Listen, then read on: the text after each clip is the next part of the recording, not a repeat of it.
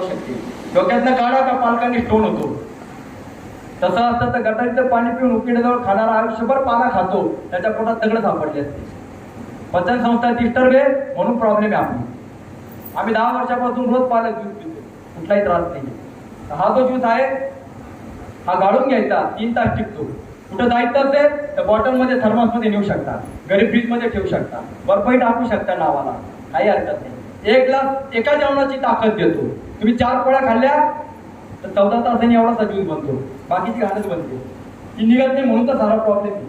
जेवढा बॉडीमध्ये कचरा, जेवढी घाण, तेवढा तोंडाला वास, तेवढा घामाला वास, तेवढा मळाला वास, तेवढा युरिनला वास. बघा कोणाच्या शेजारी बसल्यावर घामाचा वास यायला लागतो. जेवढं शरीर दुर्गंधीयुक्त समजून घ्या सफाईची वेळ आलेली आहे. आपण करीत नाही. जेव्हा शरीर शुद्ध व्हायला लागतं हा वास निघून जायला लागतो. अनुभव तर घ्या. सेंट मारून आपला शरीराचा दुर्गंध जाणार नाही, तो रसाहाराने जाईल.